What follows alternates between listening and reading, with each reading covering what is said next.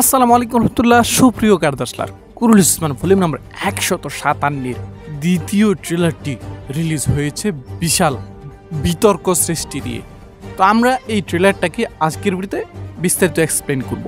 আজকের ভিডিওতে বেশ গুরুত্বপূর্ণ বিষয়গুলো নিয়েই বলা যায় আলোচনা করা হবে, তাই ভিডিওটি স্কিপ না করে সম্পূর্ণ দেখার অনুরোধ রইল। চলুন সরাসরি মূল ভিডিওতে চলে যাই।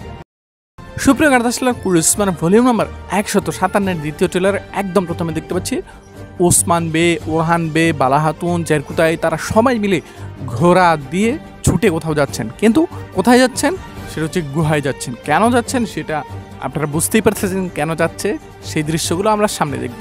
তো ট্রেলারে এরপর দেখতে পাচ্ছি ওসমান বে এবং বালাহাতুন বসে রয়েছে, সেখানে তারা তাদের রোমান্টিক আলোচনা করতেছে।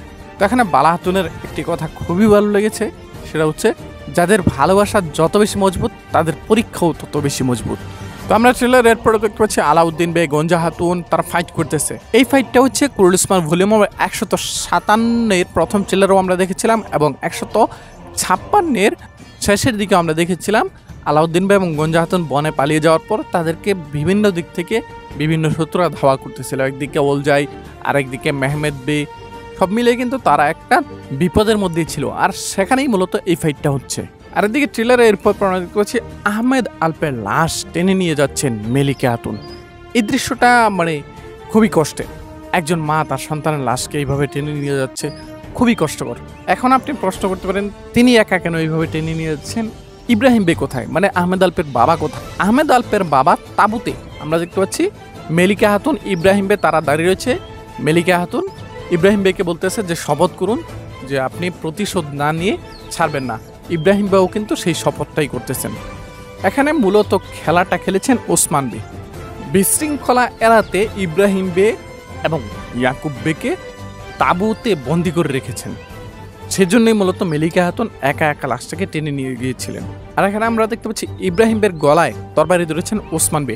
এটা ওই যে 156 শেষের দিকে দ্বন্দ্বটা যখন তৈরি হয়েছিল এবং 157 প্রথম ট্রেলার আমরা যখন দেখেছিলাম যে মোটামুটি ফাইট শুরু হয়ে গেছে, তখন মূলত সেই ফাইটে ওসমান বে জিতেছেন।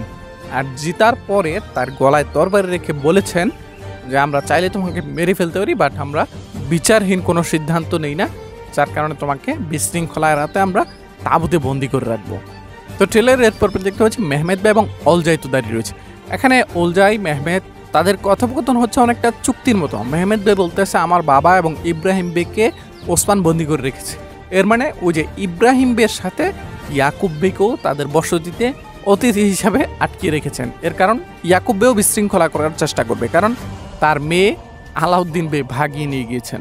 তো এদিকে ট্রেলারে এরপর দেখতে হচ্ছে মঙ্গল ঘাটি। অ্যাকচুয়ালি এটা মঙ্গল ঘাটি বলতে আবদার তাতাররা তারা গুক টেংদের পূজা করত, মঙ্গলরা যাদের উপাসনা করত, মঙ্গলরা যে ধর্মের অনুসারী ছিল তারাও সেই ধর্মের অনুসারী ছিল। অবশ্য মঙ্গলদের মধ্যে ধর্মের কোনো ঠিক ঠিকানা ছিল না, তাদের মধ্যে অনেক মুসলিম ছিল, তাদের মধ্যে অনেক খ্রিস্টান ছিল, অনেকে গুক টেংডির অনুসারী ছিল। তো এই চাপদার তাতাররা তারাও এই গুক টেংডির পূজাই করত। আর এই ঘাটিটা হচ্ছে ওলজাইয়ের ঘাটি, তবে তার সাথে অবশ্যই মঙ্গলদের একটি কানেকশন অবশ্যই আছে। তো যাই হোক, ট্রেলারে ফিরছি। ট্রেলার আমরা দেখতে পাচ্ছি ওলজাইয়ের কাছে হুসরেব বসে রয়েছে। হুসরেবকে ওই যে কনুরবের লোকটা। তো এখানে ওলজাই বলতেছে যে আমার দূত যখন, আমার চিঠি যখন মঙ্গলদের কাছে চলে যাবে, তখন ইলখানাত সাম্রাজ্যের গভর্নরের কাছে এই চিঠিটা পৌঁছলে সেখান থেকে সেনাবাহিনী এসে ওসমানকে ধ্বংস করবে। তো এখানে একটা মজার বিষয় হচ্ছে হুসরেবের পাশাপাশি কিন্তু বোরান বেও রয়েছেন। যদিও বোরান বের জায়গায় এখানে যদি কনুর থাকতো তাহলে বিষয়টা অনেকটা স্বাভাবিক থাকতো। যেহেতু বোরান বে এখানে রয়েছে, এখানে তো একটা কৌতূহল থাকবেই যে বোরান বে এখানে কিভাবে আসলো। প্রথম কথা হচ্ছে ওলজাই কিন্তু জানে না বোরান বে আসলে কে, বোরান বেকে চিনে না, কারণ ওলজাই আসার আগেই কিন্তু বোরান বে নির্বাসিত হয়েছেন। তাহলে এখানে যত কার্ডিনেডি যা আছে সব করেছেন কে? হুসরেব। তো হুসরেবকে কিভাবে মানানো হলো? প্রথমত হতে পারে কনুর বে হুসরেবকে বুঝিয়েছেন ওসমান বের পক্ষে কাজ করতে, এটা হতে পারে প্রথম কথা। দ্বিতীয় কথা হতে পারে হুসরেবকে কোনোভাবে ব্ল্যাকমেল করেছেন, কোনোভাবে তাকে আটকিয়েছেন যে তুমি ওসমান বের পক্ষে এই কাজটা করতে হবে।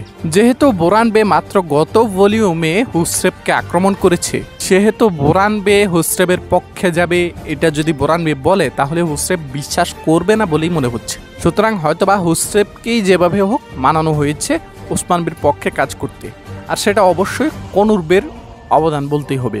এখানে আরেকটা বিষয় নিয়ে আলোচনা না করলে নয়, সেটা হচ্ছে মঙ্গলদের আগমন। যেহেতু মঙ্গল গভর্নরের কাছে চিঠি পাঠিয়েছে, এই চিঠি হয়তোবা কনুর বে নিজে আটকাবে, আর যদি আটকাতে না পারে তাহলে মঙ্গলরা আসবে। আর মঙ্গলদের সিরিজে আসার সম্ভাবনাও কিন্তু আছে, এবং যদি আসে সেটা অবশ্যই ভিন্ন রকমের হবে। মানে ওই দাঁত নামাজা জেবের মতো দুর্বল কোনো মঙ্গল আসবে না, আসলে কঠিন, শক্ত এবং গুরুত্বপূর্ণ কোনো মঙ্গল কমান্ডার বা গভর্নর নিজেই আসতে পারে। তো যাই হোক দর্শক, আমরা ট্রেলার ফিরছি। ট্রেলার আমরা দেখতে পাচ্ছি গুহার ভিতরে সবাই মিলে মোনাজাত করতেছে। কিসের মোনাজাত? আলাউদ্দিন এবং গঞ্জা খাতুনের বিয়ের মোনাজাত। আমরা কবেই মোনাজাত ধরবো? মানে আলাউদ্দিন এবং গঞ্জা খাতুনের বিয়েটা হয়েই যাচ্ছে।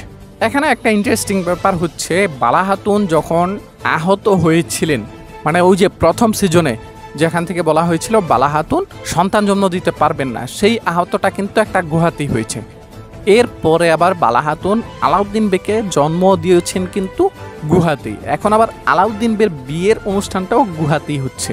বিষয়টা ইন্টারেস্টিং না? আচ্ছা, যাই হোক, এই বিয়ে সম্পর্কে আমি যা বলার একদম ভিডিওর শেষের দিকে বলবো। এই বিয়ে সম্পর্কে এখন আমি কিছু বলতে যাচ্ছি না, এই ভিডিওর শেষের দিকে আমি বিয়ে সম্পর্কে বিস্তারিত বলবো।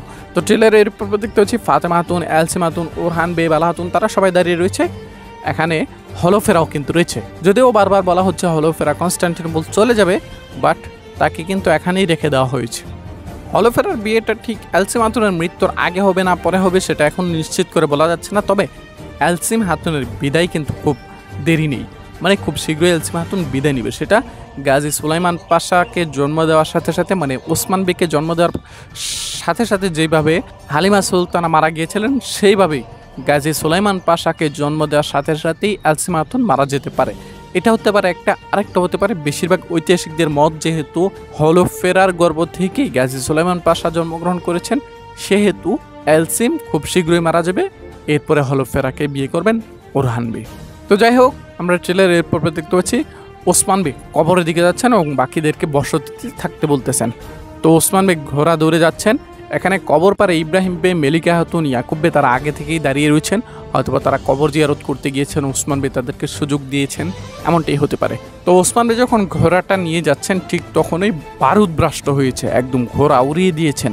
এখন এই বিয়েটা সম্পর্কে একটু করে বলি। আলাউদ্দিন বে এবং গঞ্জা খাতুনের বিয়ের মাধ্যমে ইতিহাসকেও ঠিক এইভাবেই উড়িয়ে দেওয়া হয়েছে। এই ঘোড়াটা যেভাবে উড়ে গেছে, ইতিহাসটাও ঠিক এইভাবেই উড়ে গেছে।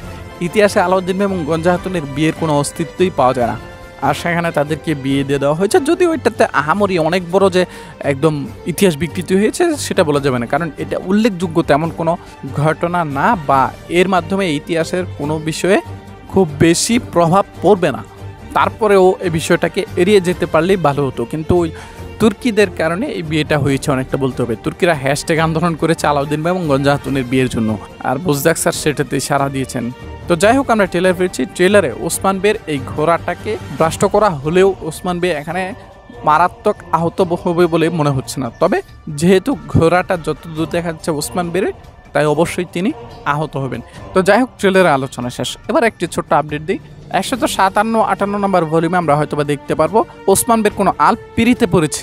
এদিকে যেহেতু ফিতনাত আছে, গোলজে আছে, গোলজের সম্ভাবনাটাই বেশি, আর এদিকে হাসান আলপ আছে, বাইসুঙ্গুর আছে, তাদের মধ্যে থেকে হয়তোবা একজন প্রেমে পড়তে পারে, এরকম একটা সম্ভাবনা আছে। তো যাই হোক দর্শক, সব কিছু মিলিয়ে এই ছিল আজকের ভিডিও। আজকের ভিডিও সম্পর্কে আপনাদের মতামত কি সেটি অবশ্যই কমেন্ট বক্সে কমেন্ট করে জানিয়ে দেবেন। দেখা হচ্ছে সোনালী অতীতের পরবর্তী ভিডিওতে। সেই পর্যন্ত সোনালী অতীতের সাথেই থাকবেন এবং আমাদের ভিডিওগুলো বেশি বেশি করে শেয়ার করে ছড়িয়ে দেওয়ার অনুরোধ জানিয়ে আজকের মতো বিদায় নিচ্ছি। আসসালামু আলাইকুম ওয়া রাহমাতুল্লাহ।